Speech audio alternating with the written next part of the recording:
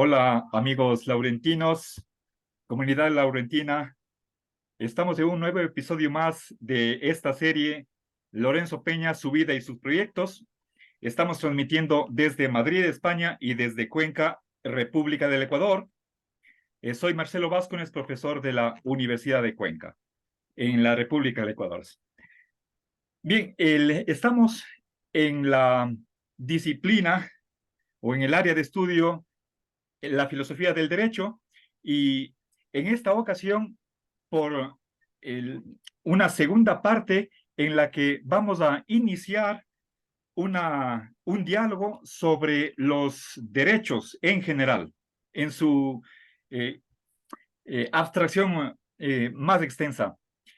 Lo digo esto porque los derechos humanos son simplemente una variedad de derechos en general que los pueden tener o que los tienen cualesquier miembros de una comunidad, sea humana, no humana, animal o no animal. Por lo tanto, estamos haciendo una filosofía del derecho plenamente universal. Les invito para que nos acompañen la próxima semana en una segunda entrega sobre los derechos humanos. El día de hoy nos vamos a ocupar de temas muy básicos como son la historia de los derechos, su naturaleza y finalmente su fundamentación. Entonces, bienvenido, querido Lorenzo, muchas gracias por tu tiempo. Vamos a empezar con una historia de los derechos. Bueno, en algunas de las preguntas estaremos haciendo referencia exclusivamente a derechos humanos, pero la pretensión es de rebasar esa sociedad humana, que en realidad es interespecífica, puesto que convivimos con otras especies de animales.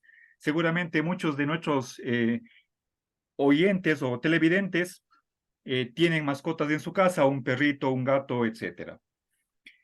Entonces, por favor, Lorenzo, quisiera que tú nos eh, hagas, nos des un vistazo histórico a, a la cómo ha ido evolucionando el reconocimiento eh, histórico de los derechos humanos y cómo poco a poco, quizás en los últimos siglos, se han ido constitucionalizando.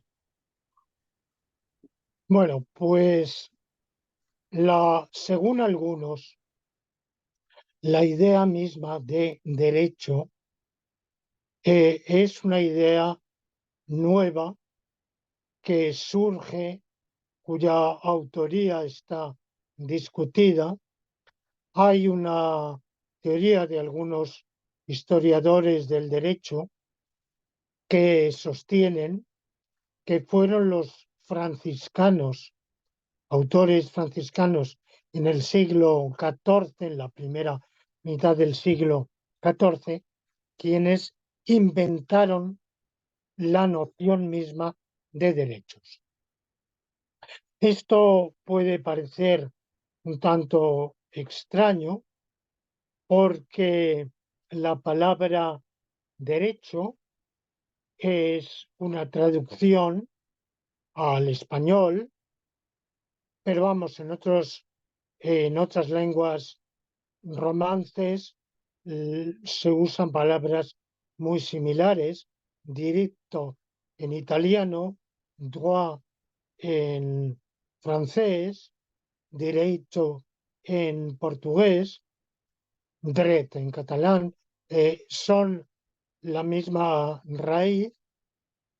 Un derecho tiene que ver con la derecha, por una valoración histórica del lado derecho, que era el recto, y el lado izquierdo, que era el torcido. Bueno, al margen de esas etimologías que no nos interesan, en latín la palabra, nuestro vocablo viene de, bueno, en inglés se dice también right, que también quiere decir derecha y derecho.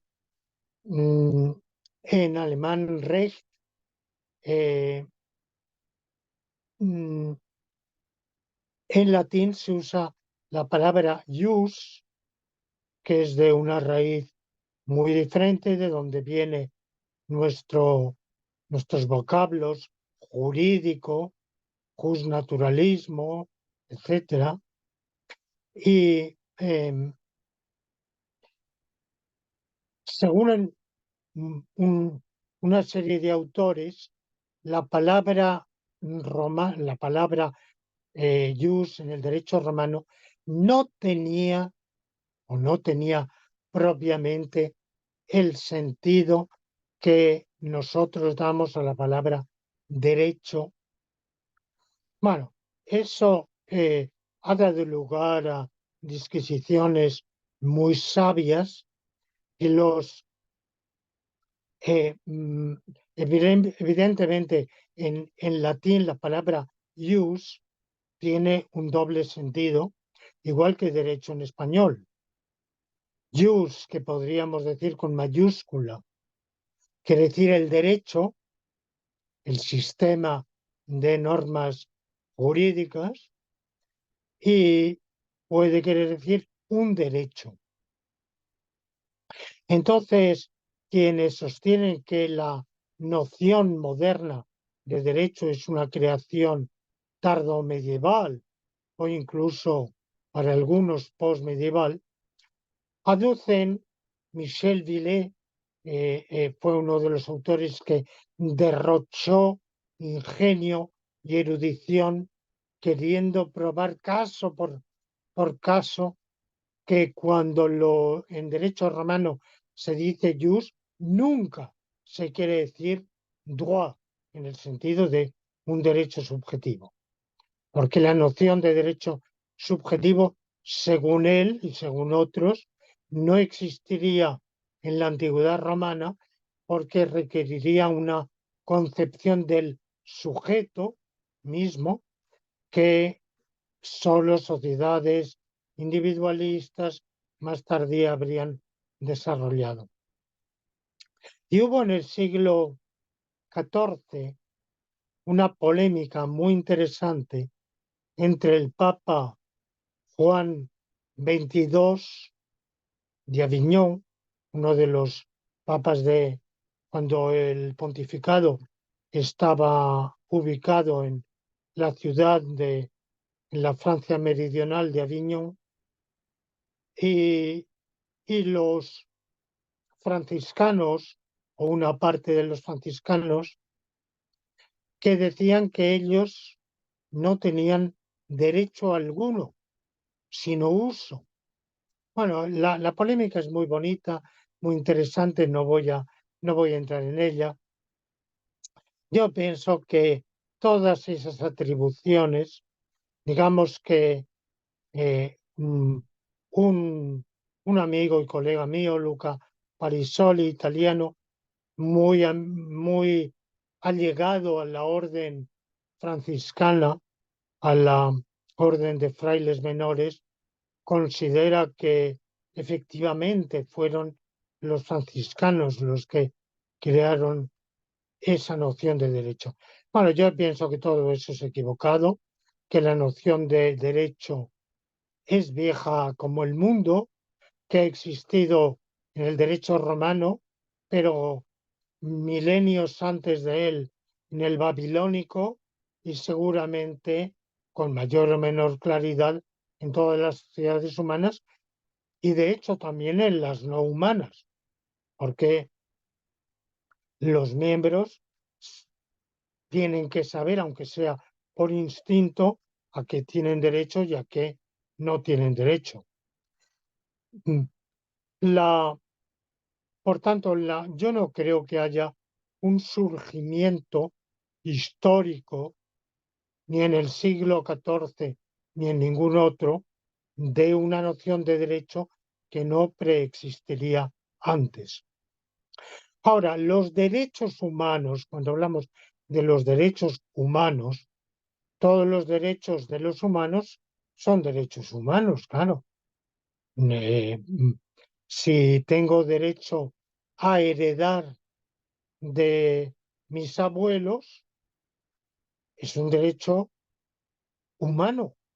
puesto que soy un humano, pero lo que se llama por antonomasia hoy derechos humanos o derechos fundamentales del hombre o derechos del hombre,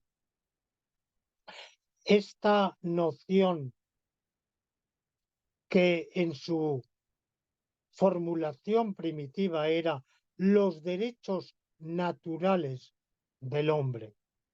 Hoy, como predomina la escuela, o las escuelas positivistas, lo de naturales se oculta y hasta da un poco de vergüenza, se silencia, pero la polémica cuando surge esta noción moderna de derechos fundamentales del hombre es como derechos naturales, porque serían precisamente unos derechos que el individuo humano tendría, de los cuales sería titular, por naturaleza, no por convenciones, no por la legislación positiva, no por circunstancias de la vida o, eh, mm, o por la evolución de la sociedad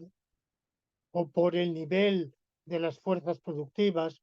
No, no por nada de todo eso, sino consustancialmente a la naturaleza humana.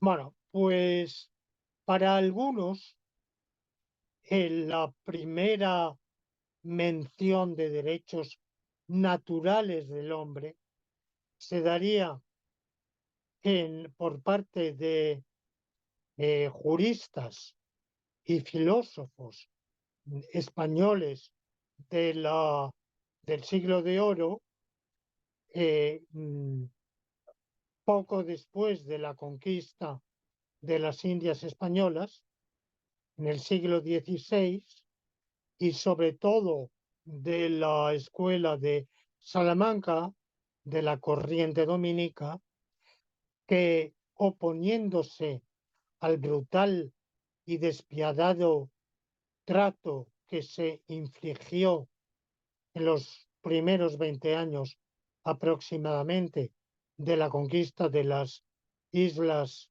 Antillas, que fue el peor momento de la conquista, entre la llegada de Colón y, y los años 1510, 15, quizá 20, bueno, que fueron los que ocasionaron la casi extinción de las poblaciones aborígenas, aborígenas del Caribe, de los cuales apenas quedan restos, porque sufrieron evidentemente como todos el contagio de enfermedades contagiosas para las que no estaban preparados. Seguramente esa fue la causa principal de esa gran mortandad, pero también sufrieron malos tratos y esclavitud. Esclavitud que los reyes españoles habían prohibido desde el primer momento, pero esa prohibición no se cumplió. Tardó en cumplirse. Entonces, en esos años, mucho antes de la obra de Bartolomé de las Casas, los misioneros dominicos, porque en esto hay que distinguir particularmente la corriente dominica, que es la que se va a especializar en la defensa de los indígenas con un vigor, una tenacidad que no van a desplegar en absoluto franciscanos, jesuitas, bueno, jesuitas, la orden de la Compañía de Jesús es muy posterior, evidentemente. Bueno, pues eh, los dominicos se empeñan en subrayar que los indios son hombres y deben ser tratados como hombres. Y claro, los españoles que llegan al Caribe se encuentran con poblaciones de características anatómicas que les resultan poco extrañas, a las cuales no están habituados, y por supuesto costumbres insólitas. Por ejemplo, en la mayor parte de las islas se practicaba el canibalismo. Bueno, pues esto hace que mm, consideren que se trata de seres que no o que no pertenecen a la familia humana o, o que no tienen la, eh, la consideración de seres humanos.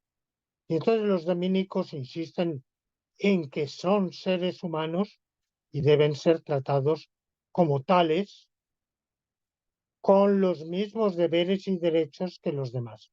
Y esto estaba así en la legislación de los reyes españoles, en el famoso testamento de Isabel la Católica, en que insiste en que los indios y los españoles sean iguales en todo como súbditos suyos y exhorta a que se casen entre sí, casen españoles con indias e indias e indios con españolas. Bueno, un programa lamentablemente que nunca llegó a realizarse plenamente ni durante el dominio español, ni muchísimo después. Eh, y todavía hoy, bueno, la plena realización de esa hermosa idea, pues dista de reflejar la realidad. Bueno, decir eso es una cosa y tener un concepto de derechos humanos es otra. Quizá todos coincidían, aunque no se formulara en ningún catálogo, en ningún elenco de derechos humanos, en el derecho del ser humano a la libertad. Un derecho que viene de la antigüedad de la filosofía estoica. El hombre es libre por naturaleza. Entonces tú me dirás, bueno, en la antigüedad los estoicos viven en una sociedad donde existe la esclavitud, pero los estoicos fueron los primeros en introducir una desazón, un malestar por la esclavitud que llevó a los juristas de la gran escuela jurídica. El otro día hablábamos de Ulpiano. Bueno, antes de Ulpiano, en el siglo anterior ya, la gran escuela clásica jurídica del siglo segundo, de inspiración estoica, formuló algunos principios favorables a los esclavos, pocos desde luego, pero algunos. Por ejemplo, la prohibición de dar muerte a un esclavo. Esto puede parecernos hoy demasiado poco, pero hay que situarlo en su época, de manera que hay un derecho a la vida de todos, incluso del esclavo. Y aunque los esclavos no tienen derecho a la libertad, se formulan los jurisconsultos o jurisperitos romanos de esa época, lo que se llama la presunción de libertad, favor libertatis. Es decir, que si surgiera algún pleito, alguna duda eh, eh, ante un tribunal sobre si un individuo era libre o esclavo, por ejemplo, el dueño lo había emancipado, pero después de emanciparlo se echaba atrás y reivindicaba tenerlo, seguirlo teniendo o volver a tenerlo como esclavo. Bueno, pues lo que el principio del favor libertatis o presunción de libertad es que la condición de esclavo hay que demostrarla. Y mientras no se demuestre, el individuo es libre. Bueno, esto de nuevo puede parecernos demasiado poco, pero pero fue un avance. Y dado que en la sociedad romana un porcentaje muy considerable, quizá mayoritario, de los esclavos eran antes o después manumitidos, o sea, liberados, pues evidentemente supuso una ventaja para millones de esclavos. Bueno, se puede ver de todos modos en la he hablado de los dominicos y de otros defensores de los derechos humanos, bueno, perdón, de los derechos de los indios, del derecho a ser libres porque eran seres humanos, como así el famoso fray Bartolomé de las Casas, gran defensor de los derechos de los indios, preconizó la importación de esclavos negros de África para liberar a los indios de los trabajos más duros. Bueno, es que los negros africanos no eran hombres. Eh, mm, la triquiñuela jurídica por la cual las leyes españolas permitieron la esclavitud de los esclavos importados de África y nunca la de los indios, a diferencia de lo que sucedió, por ejemplo, en el Imperio Portugués del Brasil, donde los indios fueron esclavizados, cosa que nunca sucedió en los dominios castellanos de Indias. ¿Cómo así hubo la esclavitud negra? La triquiñuela de que se valieron es que los indios habían pasado a ser súbditos de la corona española y por tanto eran españoles, no españoles plenamente en el sentido pleno de la palabra, pero sí súbditos de la corona española. En cambio, los esclavos importados de África eran extranjeros. Tú puedes decir, bueno, serían extranjeros la primera generación y también la segunda y la tercera y la cuarta. Bueno, evidentemente esto se lo podemos plantear. De todos modos, de nuevo, siempre existió un malestar, una, una inquietud. Si leemos a los tratadistas de la época, tratan de justificar la esclavitud diciendo que ya eran esclavos cuando llegaron a América.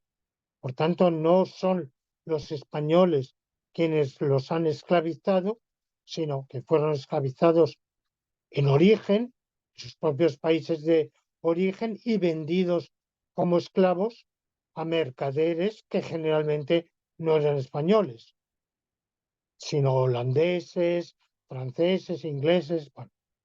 Bueno, bien, eso es hacer de eso poquísimo una, una teoría de derechos humanos, a mí me parece completamente desmesurado y exagerado. En la antigüedad, más que derechos humanos, hay derechos del ciudadano en las repúblicas. En eso se nota una diferencia entre monarquías y repúblicas. En las repúblicas, por ejemplo en Atenas, en Roma, en Cartago, los ciudadanos tienen ciertos derechos, pero no por ser miembros de la familia humana, una noción que los antiguos ni siquiera tenían, sino, vamos, salvo la escuela estoica, que fue la primera en introducir algo parecido, había derechos del ciudadano.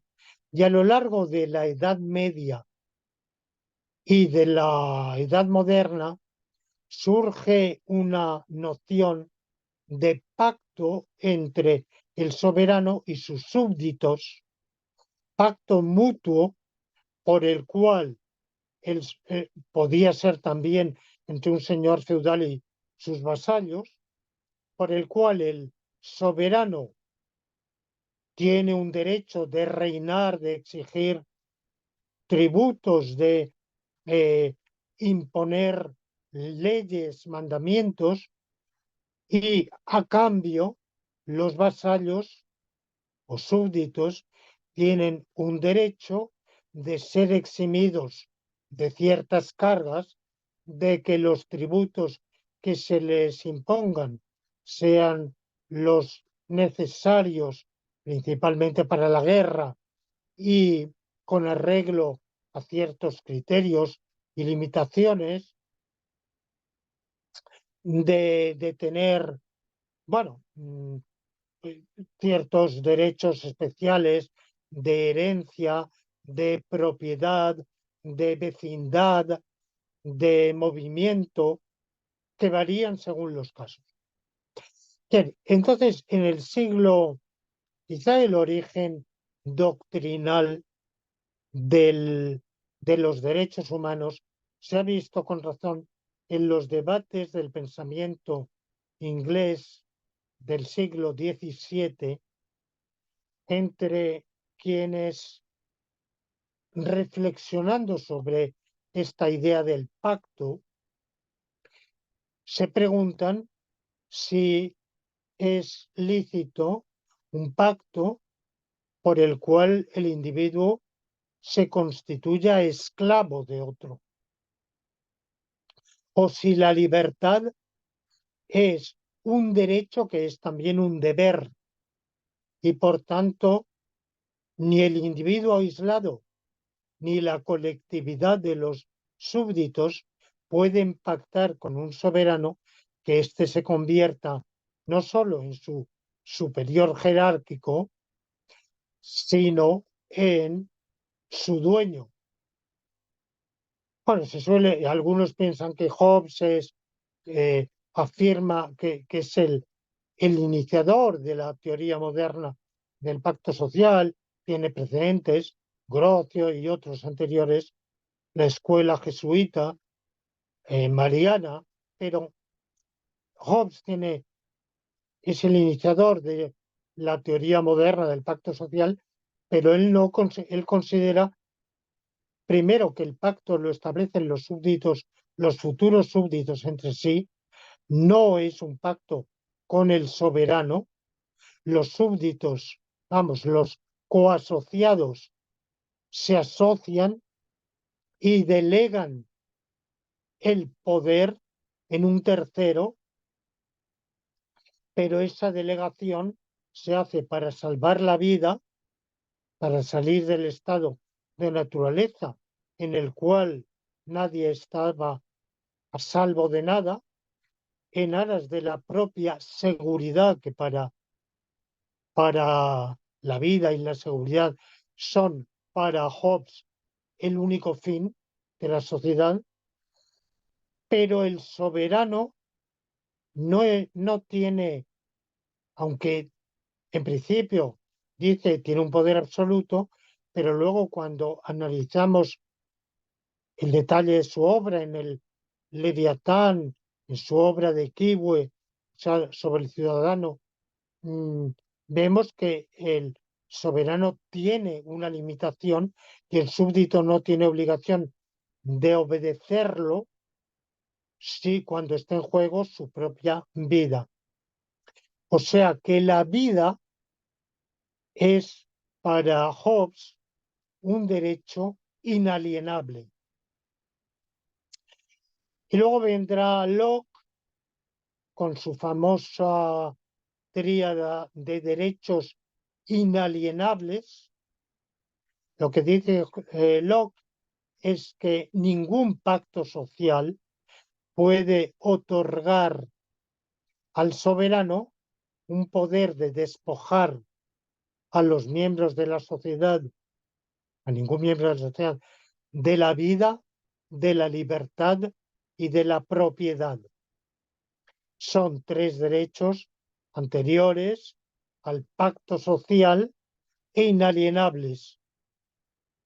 Claro, esto puede parecer un poco extraño en boca de quien formuló la carta sobre la esclavitud en Virginia, como jurista encargado de defender los derechos de los esclavistas, de los dueños de esclavos en las plantaciones de las posesiones inglesas en América del Norte. Él estableció, entre otros, literalmente el precepto de que el dueño de esclavos tiene un poder absoluto sobre estos. Por tanto, un poder de vida o muerte. Puede torturarlos, puede hacer lo que quiera, amputarles los brazos, las piernas, lo que quiera, dejarlos morir de hambre. No, no tiene absolutamente limitación alguna. Bueno, yo creo que esto conviene recordarlo cuando muchos dicen Locke, el iniciador del liberalismo o del liberalismo filosófico. Bueno, yo tiemblo un poco ante esta caracterización. Y por otro lado, ese derecho a la vida, que parece ya la libertad, ya la propiedad, no son tan absolutos como esa formulación podría decir, porque luego reconoce la pena capital, reconoce al soberano el derecho de guerra y por tanto de movilizar a la población para combatir y arriesgar su vida en combate. mm, Reconoce, aunque no creo que hable de ello, no recuerdo en lo que yo he leído suyo, pero reconoce el derecho a la expropiación cuando haga falta, derecho que se practicaba constantemente. Y, por supuesto, la, la pena de presidio o de reclusión, incluso no ya por delitos, sino por deudas. La prisión por deudas que va a existir hasta bien entrado el siglo XIX.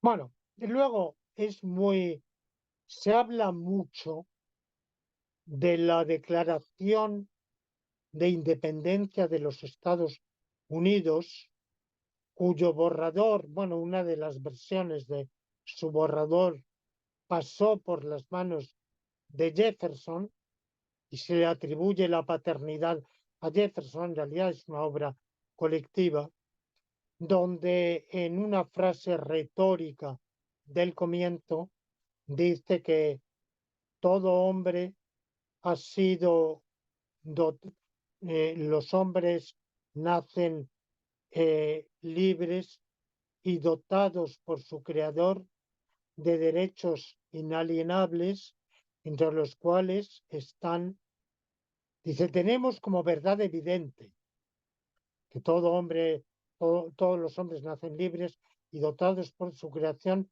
de derechos inalienables, entre los cuales están la vida, la libertad y la búsqueda de la felicidad.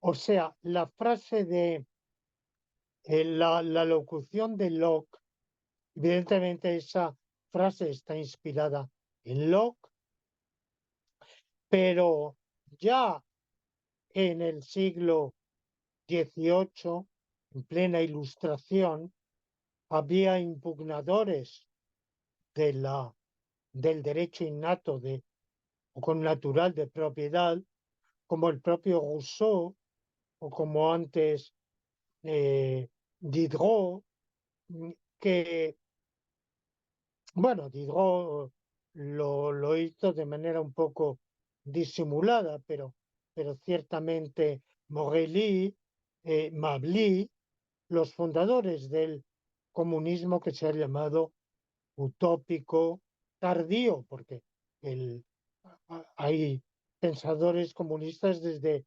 Wycliffe, el sacerdote heterodoxo inglés del siglo de Oxford, profesor de Oxford del siglo XIV. Pero bueno, la época más tardía, más conocida, estos pensadores, desconozco en qué medida los eh, proclamadores de la independencia norteamericana reunidos en Filadelfia tuvieran conocimiento de estos autores, pero pienso que la idea estaba en el aire y que inscribir la propiedad entre los derechos esenciales que vienen, que naturales del individuo, pues hubiera parecido excesivo. Con todo, esta declaración muy rembombante es demasiado retórica y escueta como para que se diga que ese es el origen de los derechos humanos, ni los son tampoco las declaraciones que van a seguir de derechos de los ciudadanos de Virginia, del estado de Virginia o del estado de Massachusetts. Todo ello en los años 70, 80 del siglo XVIII. La primera gran declaración y para mí la verdadera fundación de los derechos del hombre, de los derechos naturales del hombre, es la declaración del 26 de agosto de 1789 de la Asamblea Constituyente Francesa, reunida en Versalles, de cuya historia, bueno, yo tendría mucho que decir, pero voy a recomendar dos libros, a ver si se ven. Uno de ellos, están en francés los dos. Uno es La Constitución de la France, a ver si lo recoge la cámara. No, no, Lorenzo, No, solo tu cara. Ahí está. La la Constitución de la France Constitución depuis. Ya, 1789 y el ya, otro es Liberté et droits fondamentaux. ya. Eh, a ver ahora. No, no, no le captas, es solamente la figura humana. Bueno, No, no, no. bueno, lo siento. eh, Bueno, pues no tengo mucha habilidad en esto. Bueno, podría, me conozco, he leído tantísimo sobre el origen de las circunstancias, los debates, pero bueno, para mí es el texto esencial, fundamental, mm, mm, que evidentemente ni su génesis ni los debates a que dio lugar iba a ser seguida por una declaración de los deberes. Esa es una declaración de los derechos del hombre y del ciudadano. Iba a ser seguida por una declaración de los deberes, pero la, no se pusieron de acuerdo en esos deberes y por tanto no,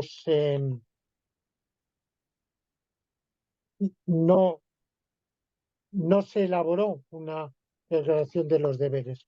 Sin embargo, la propia declaración de los derechos dice en su preámbulo que se trata de que todos los individuos estén siempre al corriente de sus deberes y derechos. O sea que hay y la formulación misma de la declaración, que es muy corta, consta de 17 artículos, sin ninguna lógica. No es una elaboración doctrinal, es una elaboración por circunstancias del momento, del entorno histórico y de la urgencia de tener rápidamente una declaración que imponerle al rey para, para limitar su poder absoluto y varios de los artículos están formulados como deberes y no como derechos. Bueno, entonces, para mí el segundo gran jalón es la constitución la primera constitución de la República Francesa. Seguimos en la Revolución Francesa, pero unos años después, el 24 de junio de 1793. O sea, 4 años después de la primera declaración. En esta declaración, el elenco de derechos fundamentales es diferente. El artículo 3 de la declaración de 1789 es libertad, propiedad, seguridad y resistencia a la opresión, mientras que el artículo correspondiente de la de 1793 es igualdad, que no figuraba antes, libertad, propiedad y seguridad. No el derecho, la resistencia a la opresión viene reconocida después, pero no es un derecho del individuo humano. Hay una diferencia esencial sobre el concepto de propiedad, porque la declaración de la Constitución de 1793 dice que la propiedad es el derecho de usar y disponer según su propio criterio de los bienes y de los propios bienes, ingresos y del fruto del trabajo y de la industria. Industria en el sentido antiguo quiere decir el esfuerzo, la inventiva, el talento. De manera que aquí el énfasis no está en los bienes.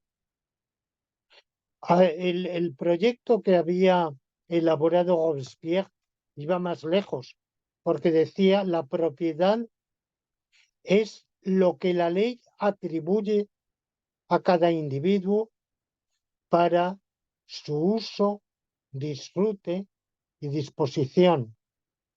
O sea, la ley no viene después de la propiedad, no le incumbe a la ley respetar una propiedad que preexista, que exista antes o por encima de la ley, sino que al revés, la propiedad viene de la ley, es la ley la que crea la propiedad. Bueno, lo más importante de la Constitución de 1793 es que establece el derecho a la subsistencia y, por tanto, la obligación de socorro. La sociedad, el individuo tiene obligación respecto a los demás individuos, pero también respecto a la sociedad, cuyo fin se define como la felicidad común, lo cual no era el caso en 1789. Felicidad, la palabra bonheur, felicidad, no aparecía en 1789, aparece en 1793, pero además, sobre todo, lo más importante es que no es la felicidad de cada uno, sino que es la felicidad común, esa felicidad que es diferente de la felicidad de cada uno. Una sociedad feliz no es una sociedad en la cual todos sean felices, sino una sociedad la cual haya un bienestar, una dicha compartida de bienes que se tengan en común. Bueno, esto está mucho más desarrollado en la Constitución de la Segunda República Francesa del 4 de noviembre de 1848. Fueron constituciones de corta vida las que estoy diciendo, pero en la historia del pensamiento jurídico importantísimas. Un jalón que se suele desconocer es el de la Constitución española del 19 de marzo de 1812, que en realidad es una constitución panhispánica, puesto que fue promulgada por unas cortes en las cuales, mejor o peor elegidos, había representantes del Perú, de Chile, de Nueva Granada, de Nueva España, no sé si del Río de la Plata, porque eh, los movimientos de 1810 en lo que después será la República Argentina, quizá habían impedido la elección de representantes. Bueno, pues en esa, una constitución que quiso ser en condiciones de igualdad para todos los súbditos de la corona española, y donde se reconocían por primera vez en la historia derechos iguales para los habitantes de la metrópoli y de los territorios ultramarinos, incluso el derecho de representación política. Si se hubiera aplicado esa constitución, automáticamente la mayoría habría correspondido a los territorios ultramarinos, puesto que por 10 millones que había de habitantes de la península, había 17 millones de habitantes de la América Española. O sea que, y en la representación según la población no se tenía en cuenta el estatuto, ni siquiera, o sea, la población esclava contaba exactamente igual. Bueno, esta constitución sabemos que desgraciadamente duró muy poco a un lado y al otro de la mar Océana, pero creo que es un hito. Otro hito que también se suele desconocer es la Constitución mexicana de 1859, que introduce la libertad migratoria, el derecho de emigración, la libertad de emigración e inmigración, que será una constitución más importante de lo que se cree, porque influirá 3 años después, no, un poco más, unos años después, en la Constitución española de 1869 y en la de la Primera República Española de 1873. Bueno, son documentos de, de vigencia limitada. De todos modos, la Constitución mexicana de 1859 vendrá en muchas cosas incorporada a la de Querétaro de la Revolución Mexicana de 1917. O sea, pero vamos, no han tenido, claro, una repercusión internacional. Y luego existen los hitos posteriores a la Segunda Guerra Mundial. Un gran hito hubiera sido la primera constitución fallida de la Cuarta República Francesa, elaborada por la Asamblea Constituyente Francesa en 1946, por fortísima influencia del Partido Comunista Francés, que era el principal partido, que distanciaba muchísimo a los demás, pero que no se inspiró en el marxismo para nada, puesto que Marx abominaba de los derechos humanos que para él eran derechos burgueses, eran simplemente el disfraz ideológico de la sociedad burguesa. Hay una obra temprana de Marx que es La cuestión judía, donde vapulea y zarandea de manera despiadada todo lo que llama habladuría de derechos humanos.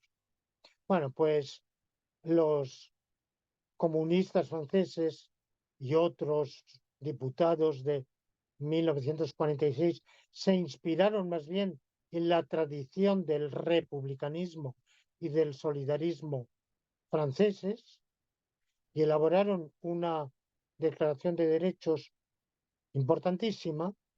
Entre tanto, me he saltado una que hoy se silencia por vergüenza, porque da vergüenza, que es la Constitución de la Unión Soviética de diciembre de 1936, que es la primera en el mundo que elabora una lista detallada de derechos de bienestar.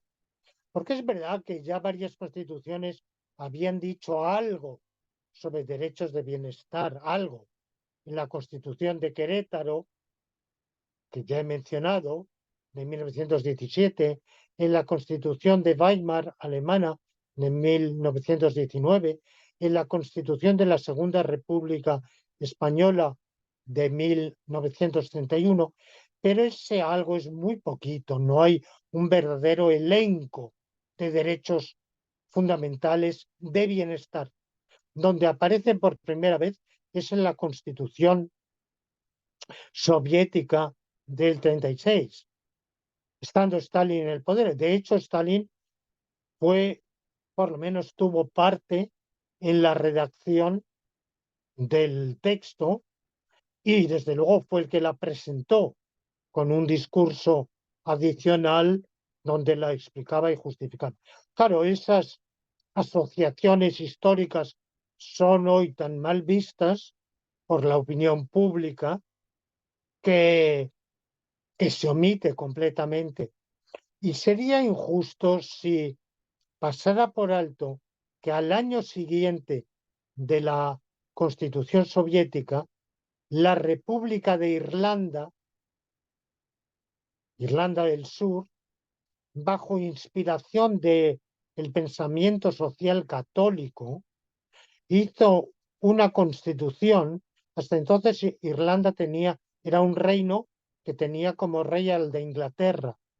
Y ese año Irlanda se separa totalmente de finalmente la plena independencia y se proclama república y elaboran una constitución en la cual de nuevo hay varios derechos de bienestar, lo cual no lo he visto recordado en ningún sitio. Yo lo he descubierto estudiando historia constitucional y he dicho, bueno, a nadie se le ha ocurrido mencionar esos precedentes. Bueno, luego está lo de Francia. Lamentablemente el pueblo francés rechazó en plebiscito ese proyecto. Salió un segundo proyecto aguadísimo, en el cual también hay varios derechos de bienestar, pero formulados en términos descafeinados, emasculados, quitándoles verdaderamente la fuerza, el mordiente, el vigor que tenían en la primera formulación. Y luego llegamos a la Declaración de la ONU de 1848, que todos conocen, han oído hablar, que es un texto, a mi juicio, lo menos imperfecto que cabía esperar. Bueno, yo podría ahora deleitarme eh, en criticar la formulación y enumeración de los derechos en esa declaración, su preámbulo, sus ambigüedades, sus vaguedades y los derechos en los cuales yo no creo, como el derecho a la propiedad individual y colectiva, porque si por lo menos hubiera escrito, como había propuesto el delegado soviético, individual o colectiva, se puede admitir. Bien, tenemos derecho a la propiedad individual o colectiva, vale. Pero individual y colectiva, es decir, que tenemos derecho a la propiedad individual como derecho. La declaración del 48 es implícitamente justnaturalista, porque no crea esos derechos, los declara, los reconoce, por tanto, considera que preexisten. Esa declaración se tradujo después en dos pactos, porque la declaración no es propiamente vinculante, es una exhortación. Y luego hubo dos pactos de diciembre. En la declaración del 48 hay derechos de libertad y derechos de bienestar. Con todo, en primer lugar, los de bienestar que parecen primar y luego los de bienestar. En 1966 se firmaron, en diciembre, se firmaron separadamente dos pactos, uno de derechos civiles y políticos y el otro de derechos económicos, sociales y culturales. Esa diferencia entre económicos y sociales yo nunca la he entendido, cuál derecho es económico y no social y cuál es social y no económico. Y por otro lado, los culturales también son económicos, porque el derecho a, eh,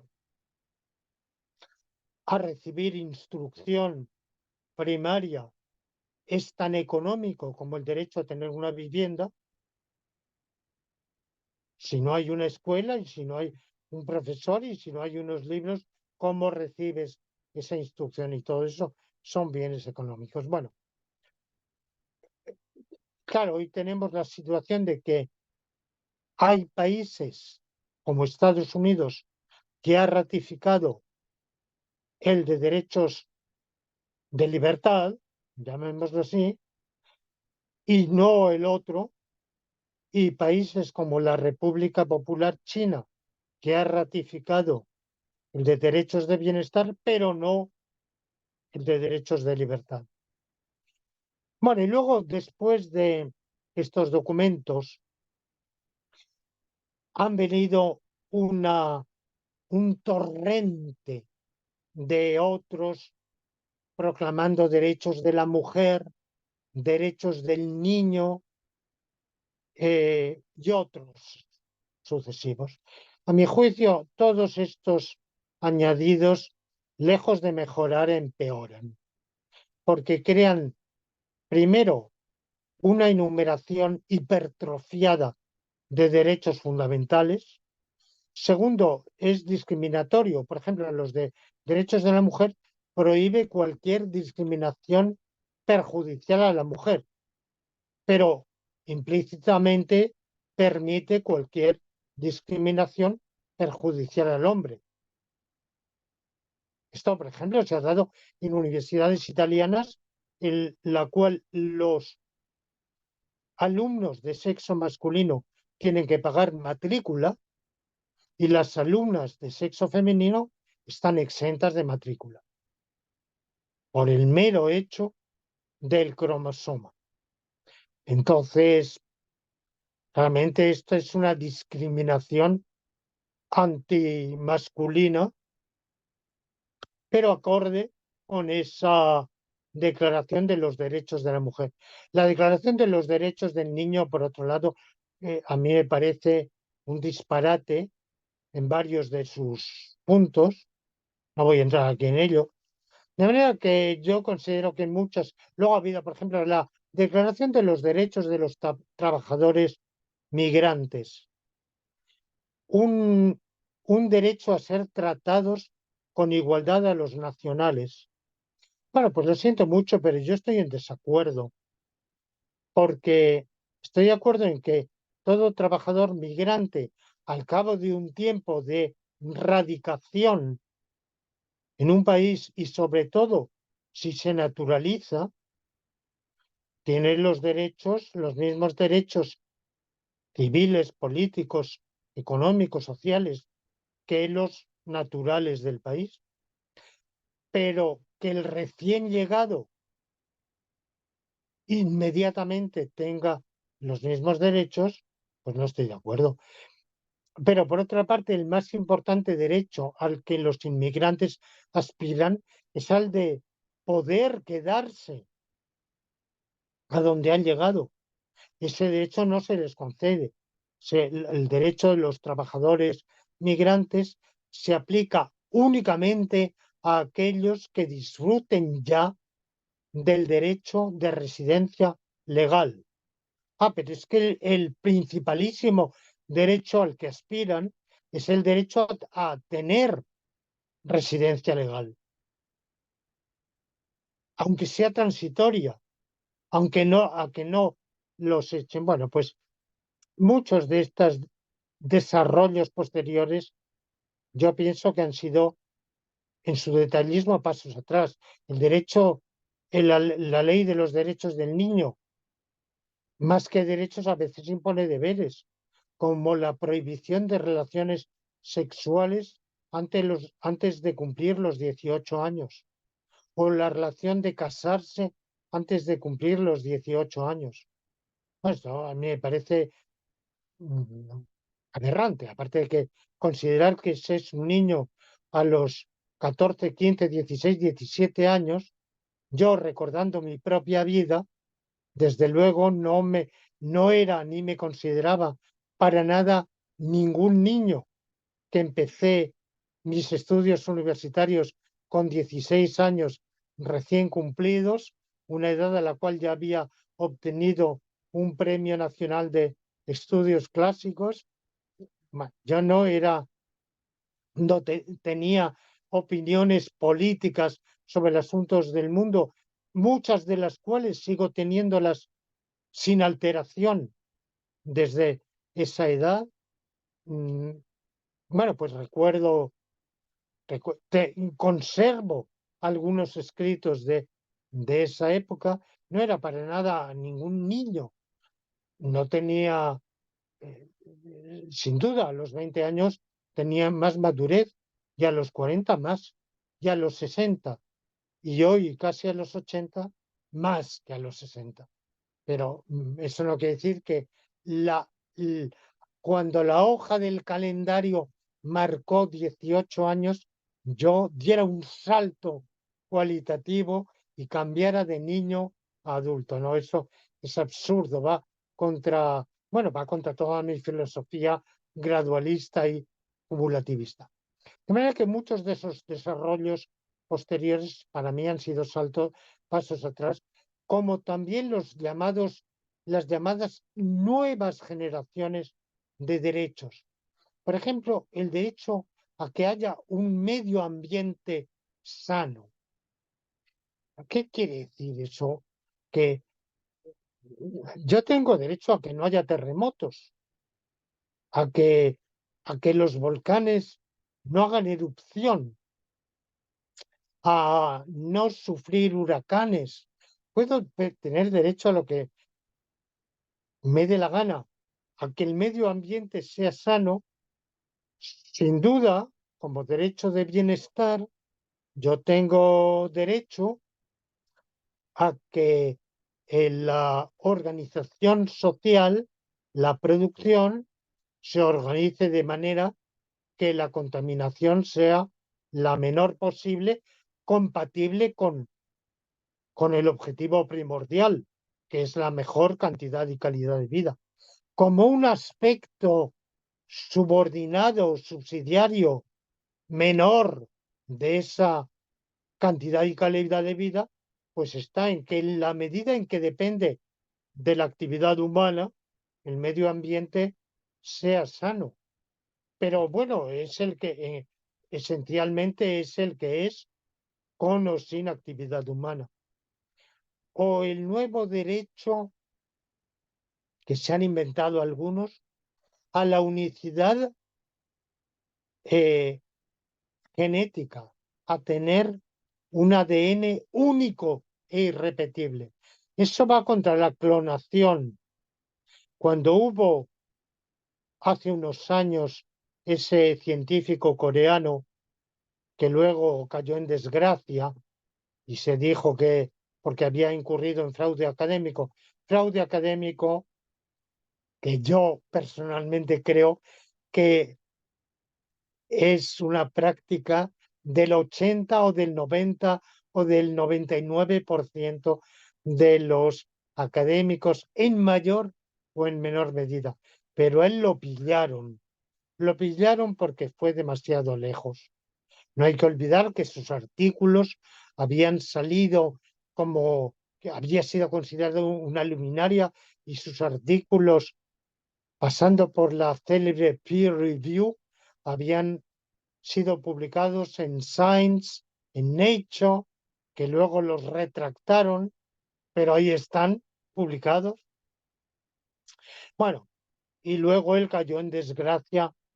Bien, yo me pregunto si toda su obra había sido fraudulenta, porque yo digo que todos incurren en fraude, no quiere decir que todo lo que hagan sea fraude, ni muchísimo menos. Seguramente la mayor parte es de buena fe, pero que marginalmente fuerzan los datos, que teniendo datos a favor y en contra de su hipótesis, ocultan algunos de los que van en contra y recalcan en demasía los que están a favor.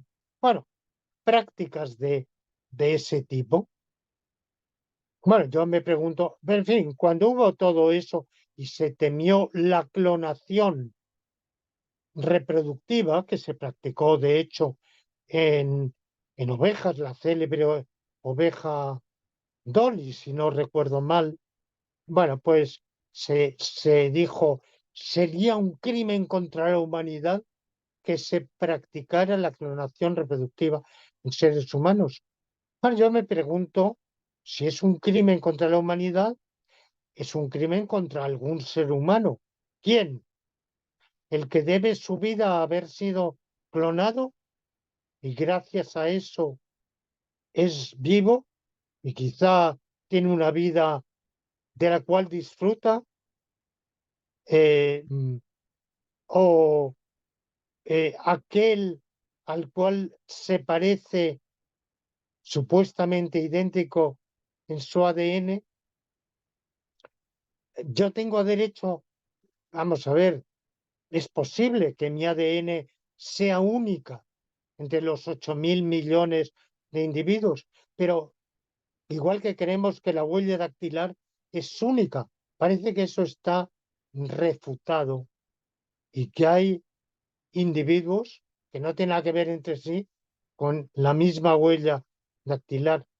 E incluso la prueba de ADN parece que no es absolutamente concluyente, porque por lo menos hasta donde llegan los instrumentos de medición, puede haber un indonesio o un aborigen de Australia que tenga el mismo ADN que yo. Bueno, si eso es así, ¿qué daño me causan? Absolutamente ninguno. Ni a nadie, ni yo a él.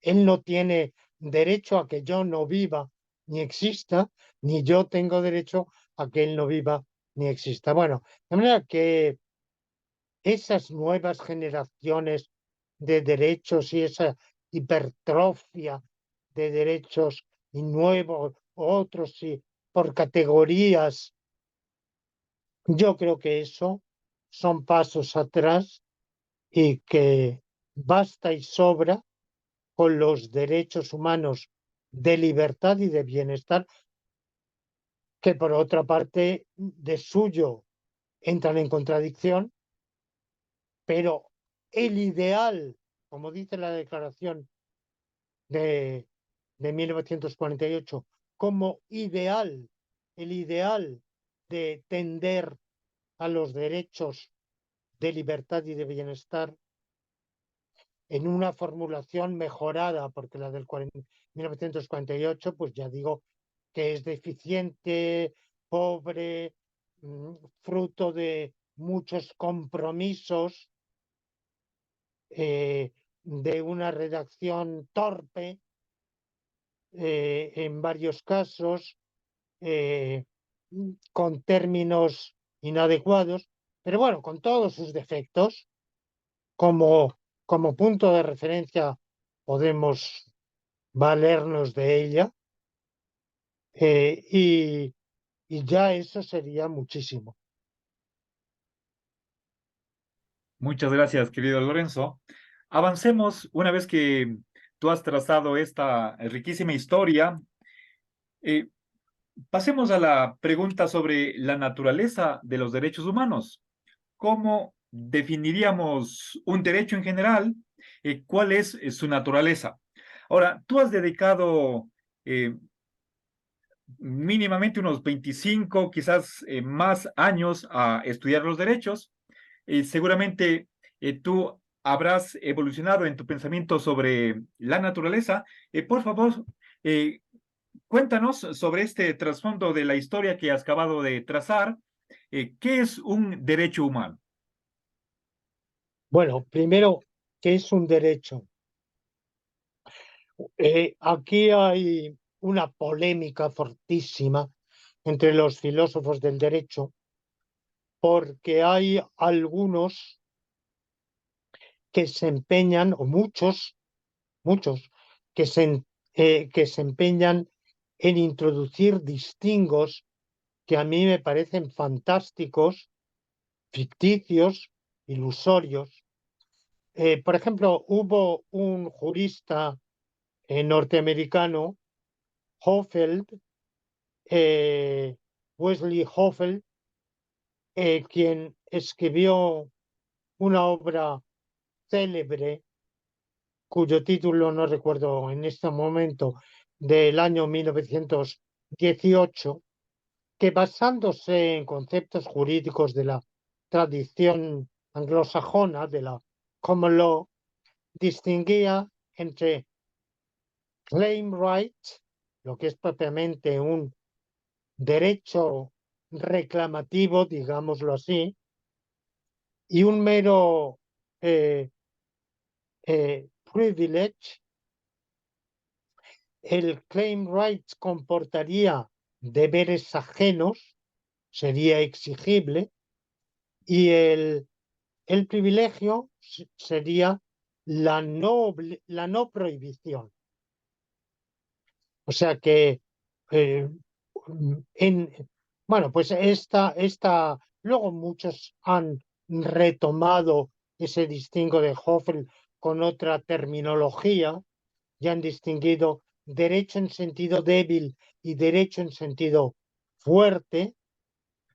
Eh, por supuesto, aquí ha mediado la lógica, la elaboración doctrinal de estos dos argentinos que ya he mencionado en alguna ocasión anterior, que fueron Alchurrón y Buliguín, que han tenido muchísima influencia en España, también han tenido en otros países de habla hispana, pero yo dudo que la hayan tenido tanto como en España.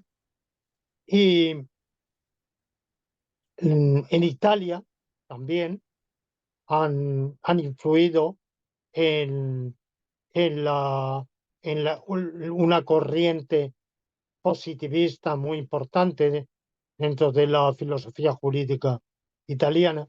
Bueno, pues todos ellos insisten en que hay derechos en sentido fuerte, protegidos, y hay derechos en sentido débil. Y eh, otros dicen, distinguen entre el derecho y la mera licitud, siempre con esta idea de que donde hay derecho hay una exigibilidad.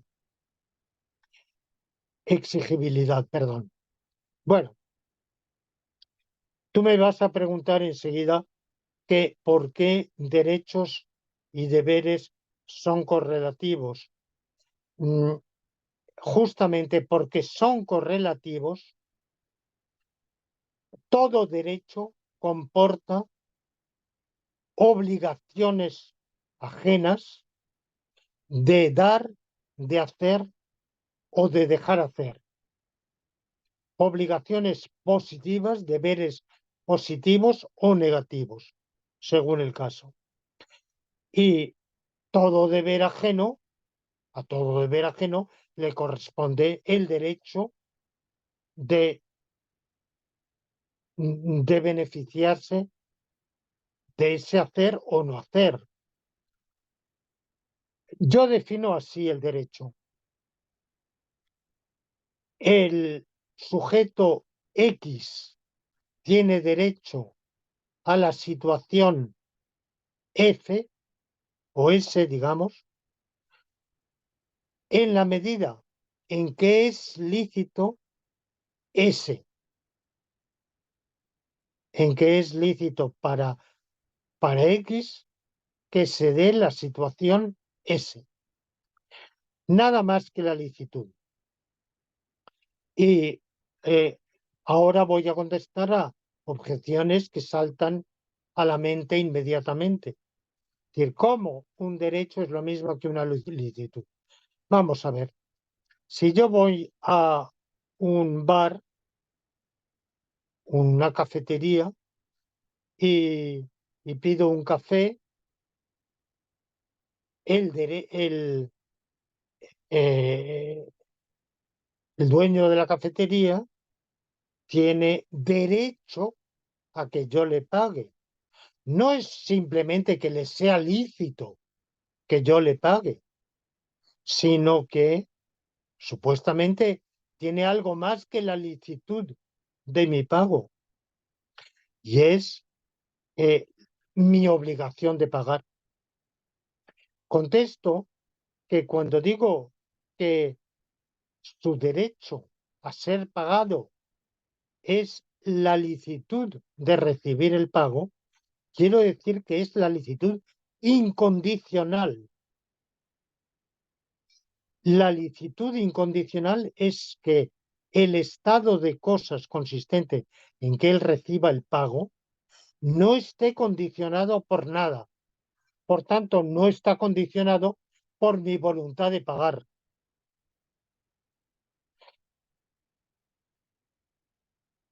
De hecho, él puede recibir el pago sin mi voluntad de pagar. Supongamos que yo he ido a la cafetería y al ir a pagar echo mano al bolsillo y me doy cuenta de que no tengo el euro para pagar el consumo. Y alguien en la mesa de al lado, para que no se arme un problema, un escándalo. De hecho, yo lo he hecho una vez que alguien delante de mí, una cola de tren, alguien y estaba comprando un boleto de tren y le faltaba, esto fue a mi lejana juventud, le faltaba algún franco, yo se lo di. O sea que puede pagar un tercero. Lo que es incondicionalmente lícito es la situación en que él tiene, recibe el pago. Otro contraejemplo similar, por ejemplo, se puede decir, para mí es lícito ser propietario del piso de mi vecino. No, para mí no es lícito.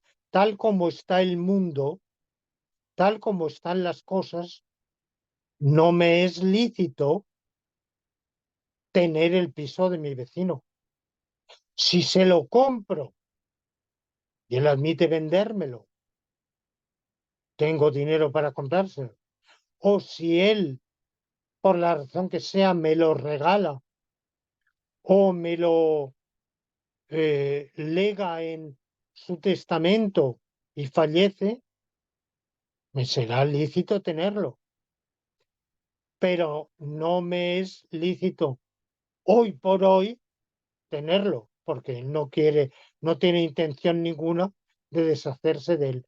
De manera que la situación de que me sea lícito eh, tener ese piso, o sea que yo tenga el derecho de usarlo, disfrutar de él y disponer de él, en eso consiste la propiedad, yo no tengo ninguna de esos derechos con respecto a, a ese bien. De manera que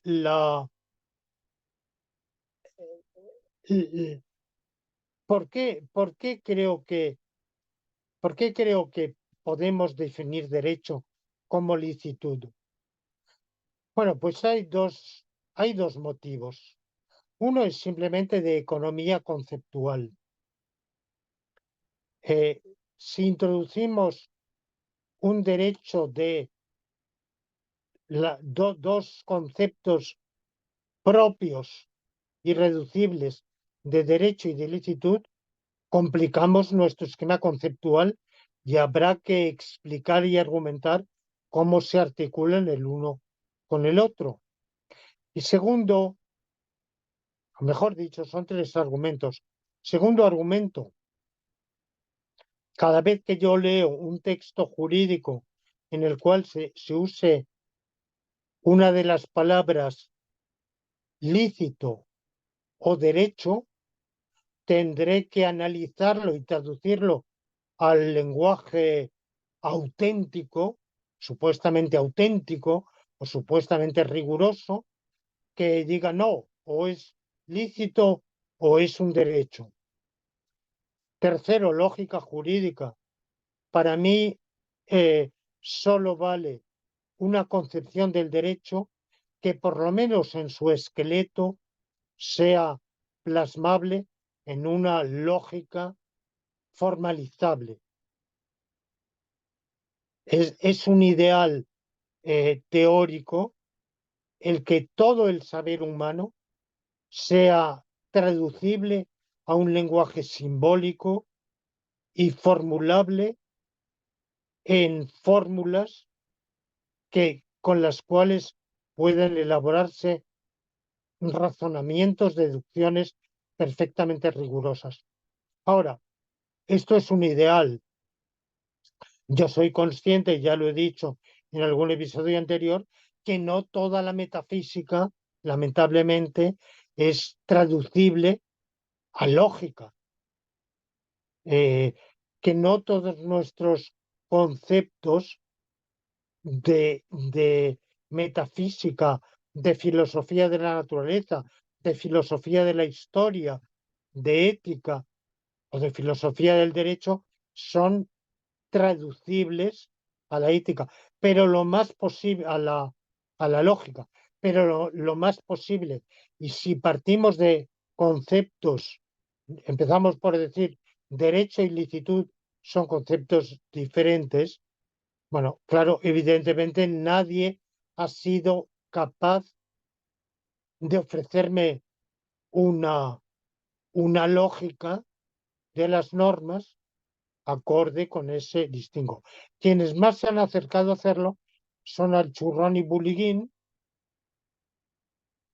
diciendo con su famoso distingo entre permisión como mera no prohibición y una permisión supuestamente más fuerte. Pero bueno, este es un distingo que yo he criticado en una serie de trabajos y efectivamente yo empecé a trabajar en toda esa temática. Yo empecé a dedicarme a lo jurídico a finales de la segunda mitad de 1997, pero en estos temas de lógica de las normas y por tanto implícitamente de conceptos jurídicos, yo ya venía trabajando desde el año 91-92 aproximadamente. Lo que pasa es que después, en los años 94, 95, 96, me fui centrando paulatinamente, poco a poco, en esa temática. Ya, perfecto. Muchas gracias, querido Lorenzo. Avancemos ahora a un tercer gran tema, que es el de la justificación de los derechos. Es decir, nos preguntamos, ¿cuál es la razón, el porqué de que los seres humanos tengamos o gocemos de derechos que tú has mencionado, de libertad, de bienestar? Entonces, por favor, el, ¿podrías aducir cuál es la motivación de que afirmemos que tenemos derechos humanos? El motivo es la naturaleza del individuo humano y de la sociedad humana. Todos los miembros de una sociedad tienen derechos y deberes. Derecho de participar del bien común y derecho de contribuir al bien común. Ese derecho lo tenemos los miembros de la sociedad humana. Efectivamente, seamos humanos o no, porque los miembros no humanos de la sociedad humana también tienen ciertos derechos y ciertos deberes. Los deberes se los imponemos nosotros. Quien tiene una mascota en su casa, por supuesto que le impone unos deberes. No se le permite a la mascota hacer sus necesidades donde quiera, a la hora que quiera, o ladrar eh, o molestar donde quiera que sea, se sanciona de un modo u otro, con severidad o sin ella, para que aprenda que tiene ciertas obligaciones y ciertas prohibiciones y que en cambio tiene otros derechos, evidentemente, que es de ser alimentado, de ser tratado con benignidad, de ser atendida a sus necesidades. Bueno, pues esto es así, pero claro, qué derechos y qué deberes dependen de la naturaleza misma de,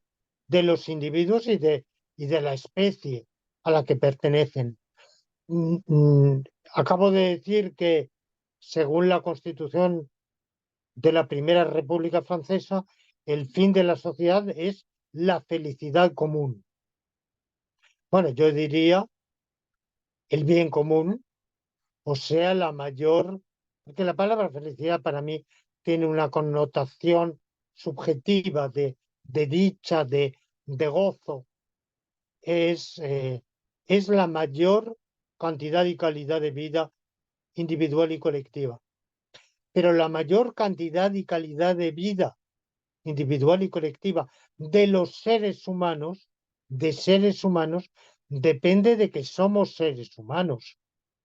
Y un ser humano tiene unas necesidades diferentes de las que tiene eh, un, un chancho, un, eh, un asno, un caballo o un gato, evidentemente.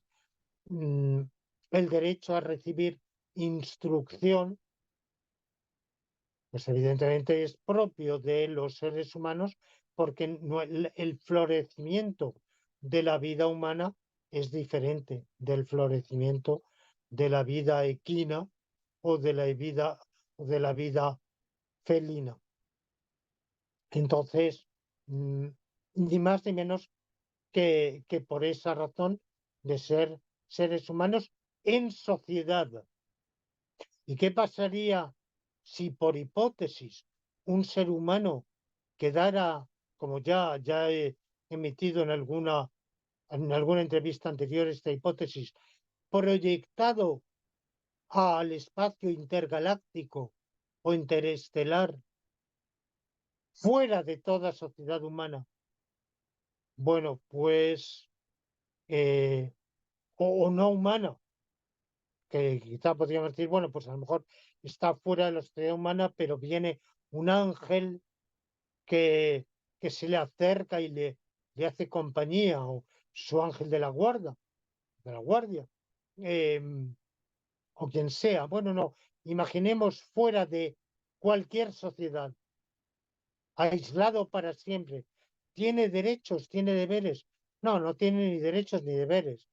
Mm, Al margen de la relación social, es la naturaleza misma de la relación social y de de una ser sociedad humana la que determina los derechos y deberes humanos. Ya, muchas gracias, querido Lorenzo.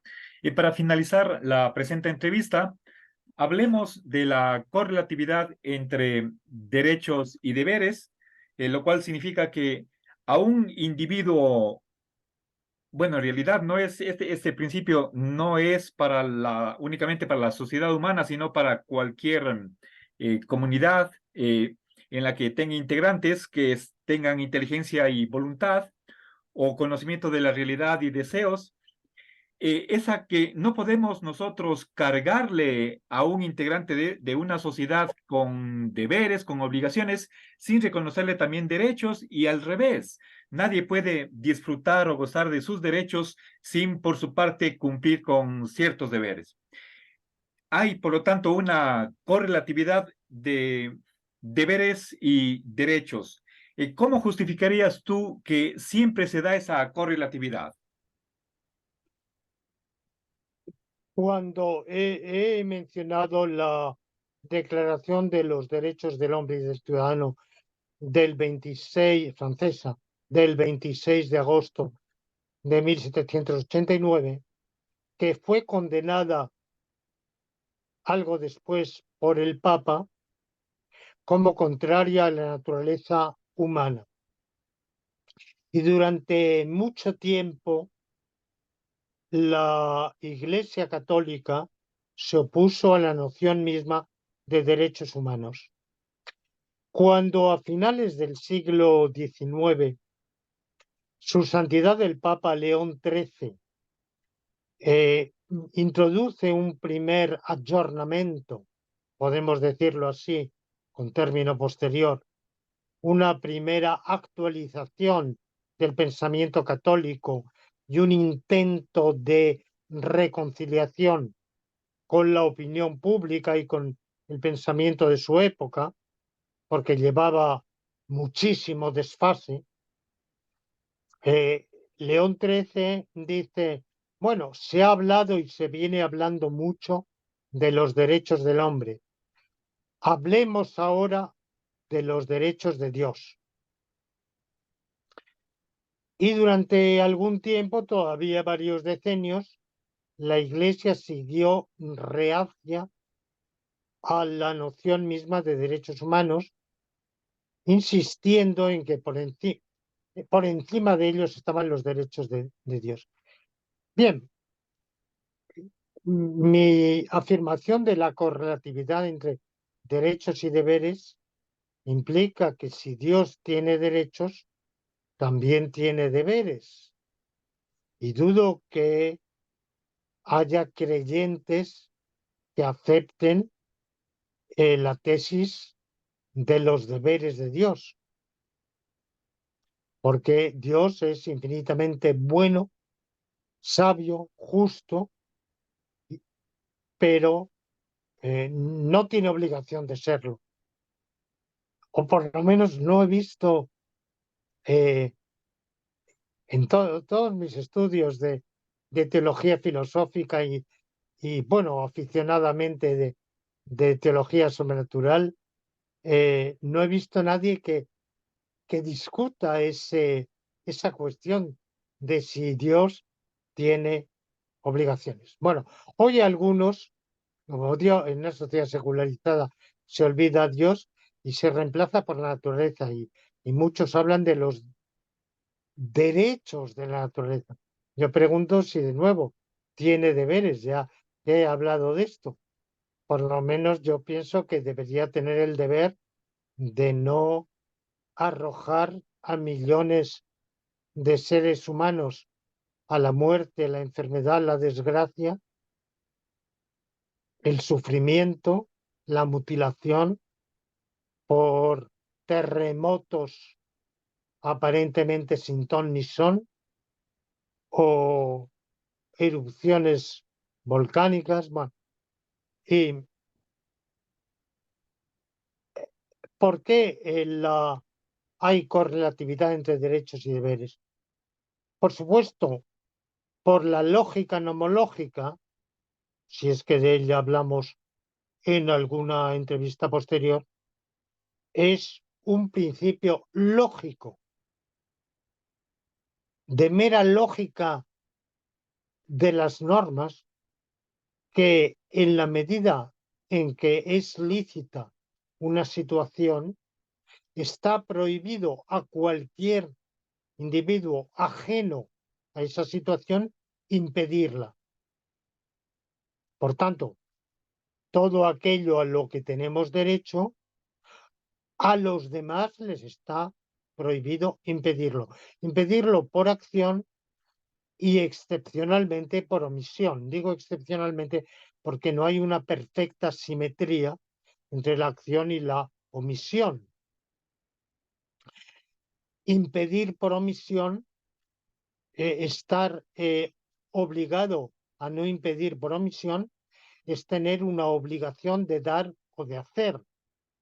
Y no hay simetría perfecta entre las obligaciones de no hacer y las obligaciones de hacer.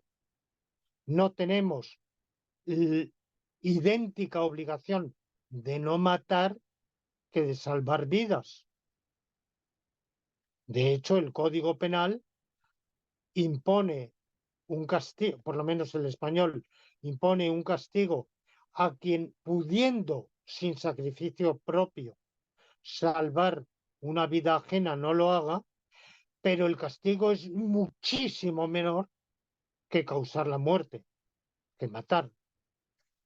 Por tanto, no hay simetría, pero sin embargo, sí hay un impedimento por omisión. De manera que el principio de no impedimento es un principio lógico. Alguien puede decir, bueno, pero se puede diseñar una lógica sin ese principio. Vale, se puede, cómo no. Igual que se puede diseñar una lógica sin principio de tercio excluso o sin principio de identidad. Cada principio lógico, para cada principio lógico hay una lógica que carece de él. Pero en el modo normal de razonar, mi derecho a no ser torturado solo existe en la medida en que a los demás les está prohibido torturarme. Y por otro lado, decir que a los demás les está prohibido torturarme, pero que yo no tengo el derecho de no ser torturado, me suena a un ejercicio de predistigitación verbal, porque si a los demás les está prohibido causarme tal daño, es que yo tengo derecho a que no me lo causen. Entonces, evidentemente, hay objeciones. Por ejemplo, se dice, los que rehúsan atribuir derechos a los animales no humanos, dicen, tenemos obligaciones para con los animales no humanos, pero ellos no son sujetos de derecho y no tienen derecho a que los tratemos así. ¿Por qué? Porque yo considero que, vamos a ver, los animales que están en la sociedad humana, los animales no humanos entre animales humanos, tienen derechos y tienen deberes. ¿Qué deberes? Los que les imponemos, porque sin ellos la convivencia es imposible. Los animales no humanos silvestres que viven fuera, sin contacto, tienen derechos, tienen deberes. Evidentemente, yo considero que es éticamente reprobable torturar, ca- eh, eh, mm, cazar una rana y torturarla. Una rana o un jabalí o, o cualquier otro, un pájaro. Bueno, yo considero que eso es éticamente reprobable. ¿Tenemos un deber jurídico de no hacerlo? Bueno, bueno, yo no tengo respuesta a esa pregunta. En mi elaboración doctrinal, yo no he hallado fundamento para afirmar que tenemos deber de no hacer algo. ¿Tenemos deber de no pescar? O como tenemos derecho a comer, tenemos derecho a pescar. Eh, bueno, se puede decir, hay poblaciones humanas que sin la pesca no podrían vivir. Hay poblaciones humanas que sin pescar pueden vivir. Bueno, son problemas. Yo no creo, claro, no creo que una población humana que necesita pescar para vivir esté obligada a no pescar, desde luego. Pero en todo caso, para mí, la relación entre humanos y aquellos no humanos ajenos a la sociedad humana entra más en el campo de la moral o de la ética o la deontología biológica, llamémosla así, que del derecho. El derecho se aplica a las relaciones en una sociedad. Bueno, entonces se dice también, por ejemplo, tenemos la obligación de preservar el patrimonio histórico-artístico, pero el patrimonio histórico-artístico no tiene derechos. Un, un edificio, un templo de la iglesia de la Compañía en Quito, por ejemplo, tiene el derecho de ser preservada. Tenemos obligación de preservarla para las generaciones posteriores, para que conozcan y aprecien la transmisión cultural de las precedentes, pero la iglesia no tiene ningún derecho, porque no tiene ningún deber.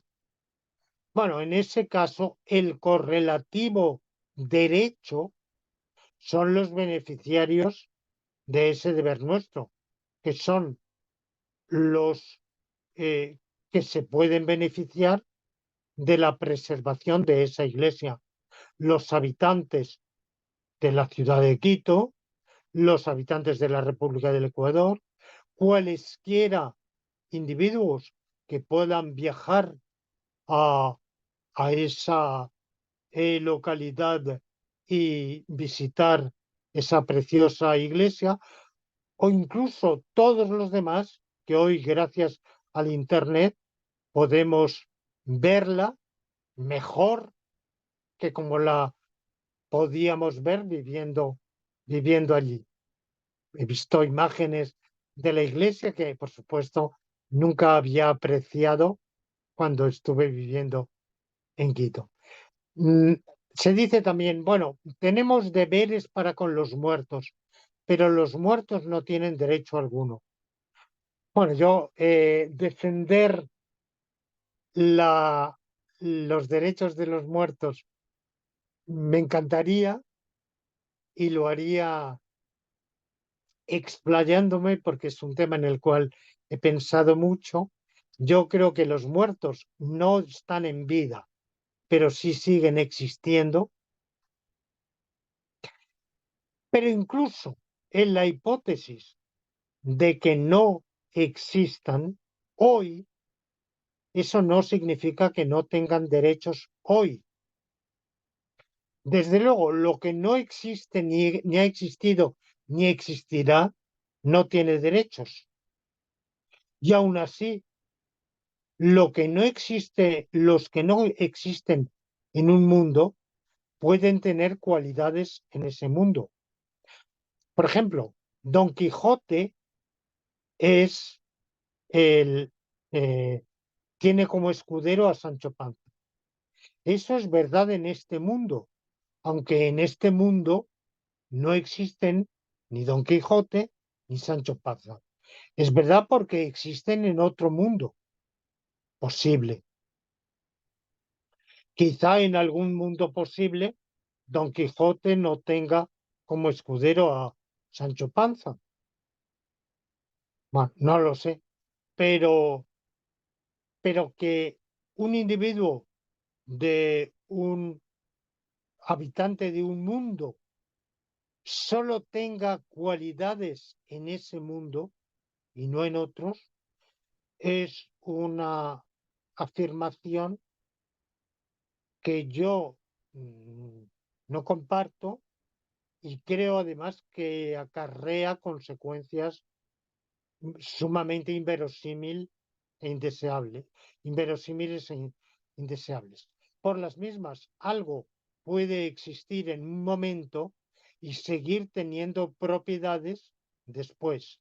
Cuando decimos César vence a Pompeyo en la batalla de Farsalia, esto sigue siendo verdad después de la muerte de Pompeyo y de César, 20, 20 más de casi 21 siglos, 20 siglos largos después de esos sucesos. De manera que, aun en el supuesto de que los muertos ya no existieran, a veces se dice ya no existe eh, tal persona porque ha fallecido. Bueno, yo personalmente creo que sigue existiendo. Es un muerto, pero, pero sigue existiendo e incluso sigue estando en la sociedad. La sociedad está formada por la generación presente, las pasadas y las futuras.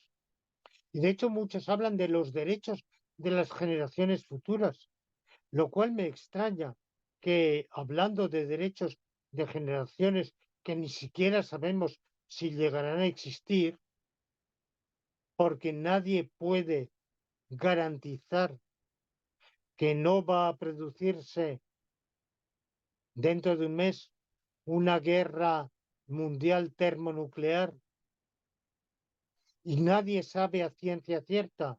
Es verosímil que en el caso de producirse la humanidad subsista, aunque en estado extremadamente deteriorado y con calidad y cantidad de vida muy inferior, pero sea así o no, lo veo muy difícil de demostrar y, y en todo caso no es absolutamente eh, rechazable la hipótesis, no es evidente de suyo la hipótesis de que en caso de tal conflagración bélica, la humanidad seguiría existiendo.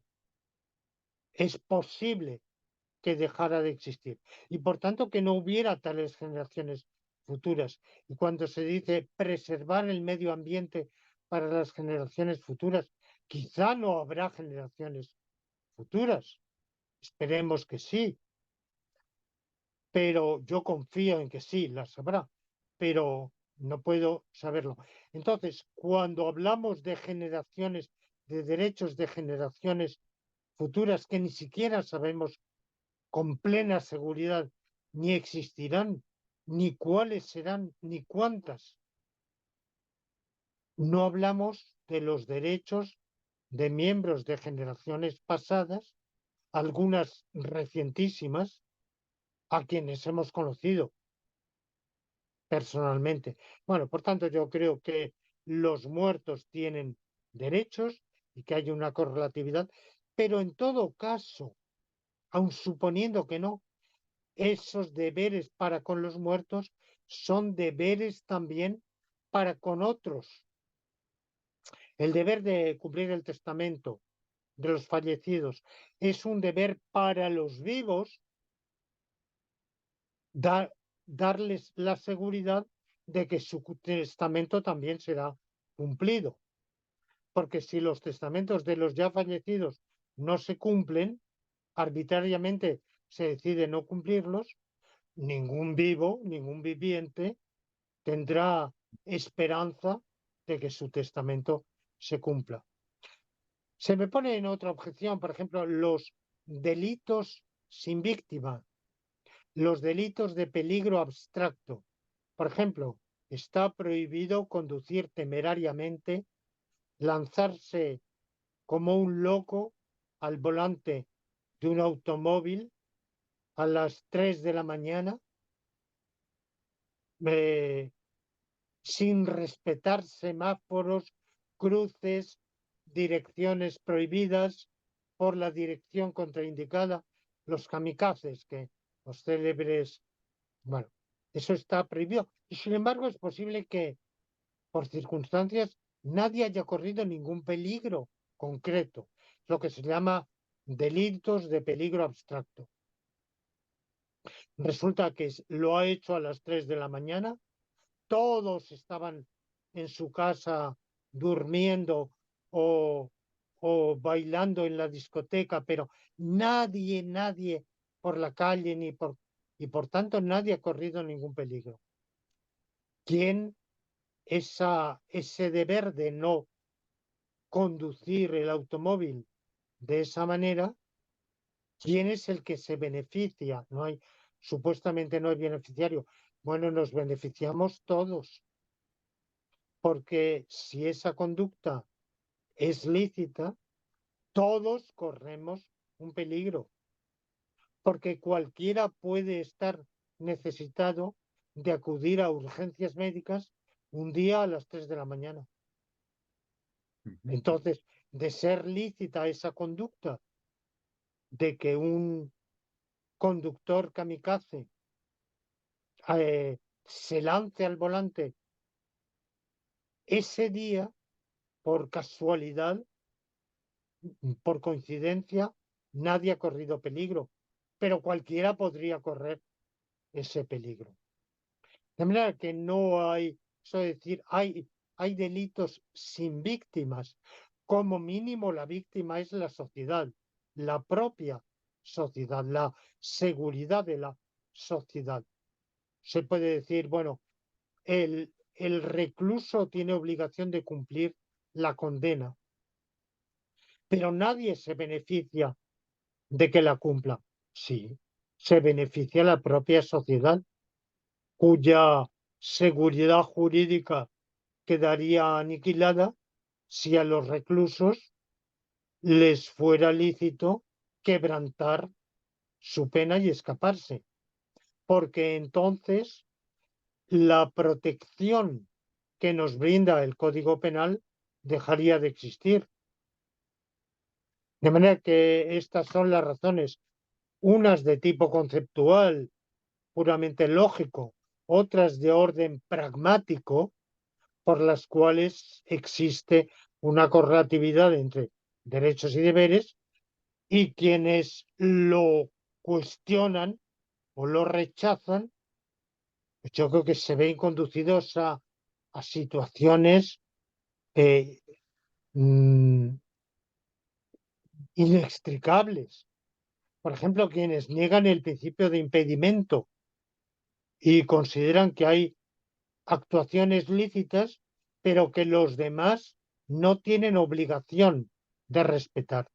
¿Pero qué licitud hay si a los demás? De hecho, la Declaración de los Derechos del Hombre y del Ciudadano de 1789 lo dice explícitamente.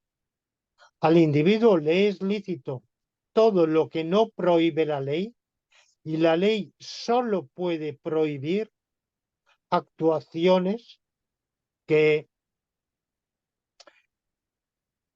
sean perjudiciales a los derechos de los demás. La Declaración de de 1793 irá más lejos, lo que sea perjudicial a la sociedad.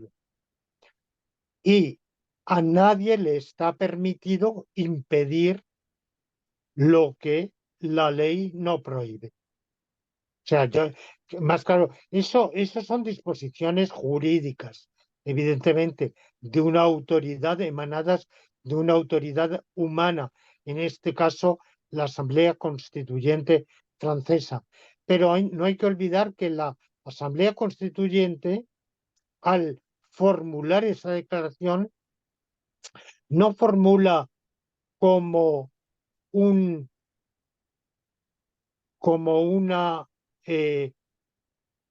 formulación de voluntad, sino que lo formula como un reconocimiento de derechos naturales que existen previamente, independientemente del propio reconocimiento constituyente. Perdón, es que tengo aquí en la pantalla que me está saliendo, está irrumpiendo un mensaje de Telegram que me está perturbando. Bueno, de manera que esa correlatividad, aparte de que yo he aducido a su favor un montón de textos constitucionales de diferentes constituciones, pero sobre todo, insisto, cuando una asamblea constituyente formula esa correlatividad, no lo hace porque le dé la gana, como podría decir lo contrario. Imagínese alguien una constitución en la que diga nadie está obligado a respetar los derechos ajenos. O el mero hecho de que una conducta sea lícita no implica para nadie más obligación de no impedirla. Esto, esto sería no solo horrible, sino absurdo, conceptualmente absurdo. Sería tan conceptualmente absurdo como atribuir vida a los muertos o, mm, o cualquier otro disparate similar. De acuerdo. Muchas gracias, querido Lorenzo. Con esto, queridos amigos, terminamos la entrevista de hoy, pero les invitamos para una segunda entrega en la que ahondaremos en otros aspectos de lo que puede decir la filosofía del derecho con respecto a los derechos y deberes humanos. Muchísimas gracias a ti, Lorenzo, y a todos los que nos siguen. Un buen fin de semana.